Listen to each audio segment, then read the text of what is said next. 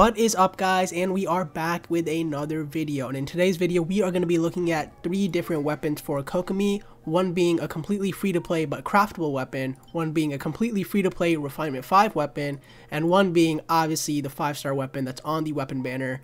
And I'm hoping none of you actually have this weapon, and if you do have it, you got it accidentally while trying to go for Jade Cutter, even though I warned you not to. And with that being said, the reason we chose those 3 weapons aside from something like the Lost Prayer or even the Dodo Coattails is because Kokomi scales mostly from HP. If we take a quick look at Kokomi's kit, we can tell that most of her scaling is off of HP. We can see her E ability scales off of HP, but the downside is she does have split scaling because her jellyfish damage as well as her regular auto attack damage scales off of attack. Now this does change when you go into her burst form. It adds HP scaling on her auto attacks, but it doesn't change her jellyfish damage. But I think it's pretty easy to understand that she mostly revolves around HP, hence why we're testing out those 3 weapons. So the first weapon we're going to be starting off with is the Prototype Amber. This weapon works really well with her because Kokomi is a burst character. What I mean by that is most of her utility is going to be coming from her burst. So the cool thing about this weapon is after using your burst, not only do you get energy back for yourself, you also heal your party. So with this weapon, I'm sitting at around 29.3k HP at 1100 attack. Crit rate and crit damage doesn't matter, but one thing that does matter is your healing bonus because you get additional scaling when you're in your burst based on your healing bonus. So we do have 69.8% healing bonus. And just in case you guys want to know what artifacts that I'm running, I'm just running 2-piece Hydro and 2-piece Maidens, and I am running a HP percent, a Hydro damage bonus, and healing bonus hat. Again, this isn't an artifact video. In this video, we're just going to be looking at the weapons, so our artifacts are going to stay the same. So let's go ahead and look at the numbers with this weapon. So I'm just going to give myself Elemental Mastery because it doesn't affect any of my damage numbers. So we're not going to be looking at Kokomi's regular auto attacks until we're in her burst form, but we are going to be looking at her E ability. But I'm going to take some damage, that way we see how much we heal for with her jellyfish. So 1285. And then 4200 per tick. So she does heal a good amount with her E ability. Okay, let's go ahead and see how much her burst hits for. So 3200. And let's see how much we heal for. So 769, and then our auto attacks go up to 5k, you guys can tell. So around 4500. So this is what I mean by her auto attacks are only really going to matter when you're in her burst form because they almost quadruple in damage. Actually, they 5 times in damage because we're hitting 800 right now, and then with her burst up, we're hitting upwards of 4500. Okay, and the next thing I want to see is how much energy we're getting back from the Prototype Amber. So I'm going to go ahead and just pop my burst, and we're going to let our energy regenerate slowly. So it's a decent amount, you guys can tell in the bottom right corner, and our Raiden healed up a bit. Not the biggest thing, but it is better than nothing. And then one last thing just for reference, because we're testing the Thrilling Tales next, let's go ahead and see how much our burst damage does. So 107k. Okay, and then next up we have the Thrilling Tales. Again, everyone should have a Refinement 5 version of this because it's just such a good support weapon. Mine isn't level 80, so just keep that in mind. If it was level 80, I would be closer to 35% HP percent. And let's go ahead and see my overall stats. So right now I'm at 27k. Again, if it was level 80, I would be close to 29k. So not a huge difference from the Prototype Amber, but my attack is a lot less because it does have lower base attack. So I'm at 814 attack. But again, for Kokomi, attack doesn't matter that much because most of her stuff does scale from HP. And again, nothing else really changes. My healing bonus stays the exact same. The only thing that the Thrilling Tale adds is every time I switch out, I gain a 48% attack bonus for 10 seconds for the character that I switch into. So this is really good for any support character. You know, they switch in, pop their burst, do whatever they want. Then you switch back to your main DPS and you just get a huge attack boost. Alright, so same drill again. I'm going to go ahead, take some damage, and then go ahead and pop my E ability. So you guys can tell it's doing 942 damage because my base attack is lower, but I'm healing for about the same, only like a 200 difference. And keep in mind, my weapon is level 50, so if it was level 80, I would be healing basically identical. Okay, next up, let's go ahead and look at my burst damage.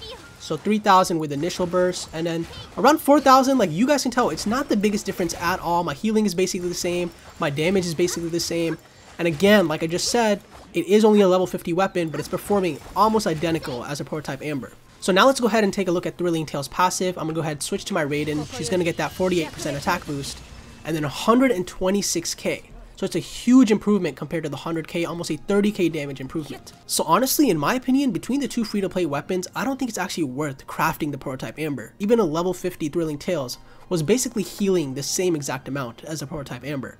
Yeah, you might do a little bit more damage with your jellyfish and a little bit more with your auto attacks when you're in your burst form. But let me ask you this, is that little bit of damage worth the extra 48% you're giving your main DPS? In my opinion, no. I think this passive right here severely outscales the prototype Amber. But now we have the best, or in this case the worst weapon for last, the Everlasting Moonglow. Again, I hope no one has this, because if you do, I'm sorry. Unless you wanted it, then I'm glad, I guess.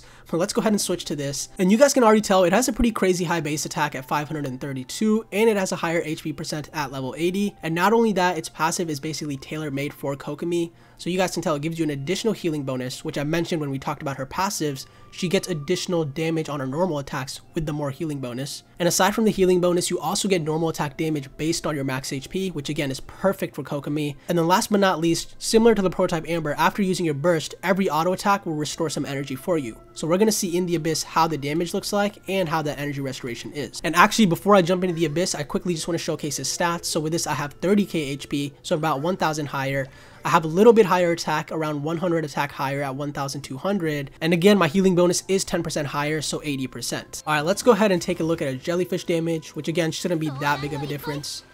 So 1400 with the jellyfish, and then 4500 with the heal. So the healing is actually not that big of a difference, but I think the big difference should be the auto attacks.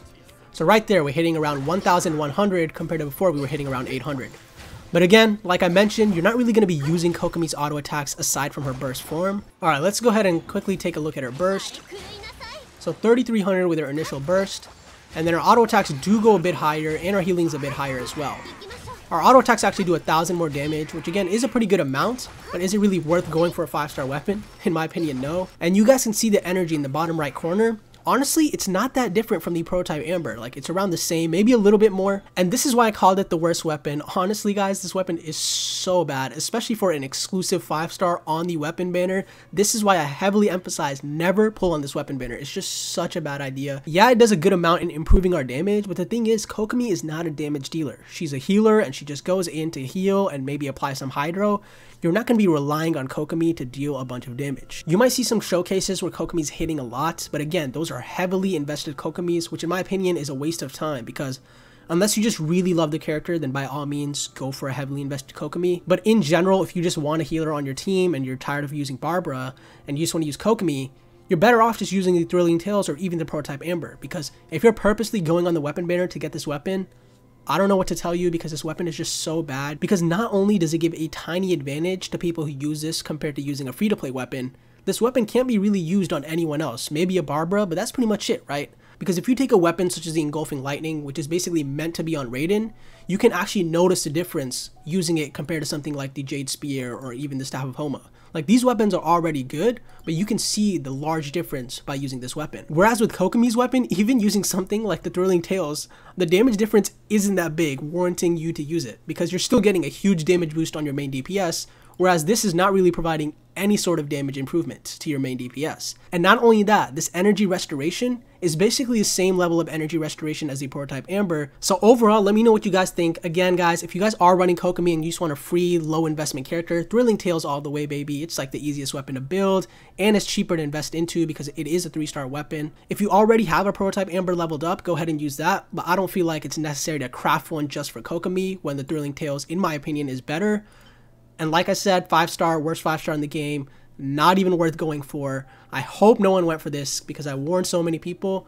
But that's pretty much it for this video, guys. Again, Kokomi in general is not the most outstanding character, and her weapon just signifies how much investment they put into her in terms of making her and making her good.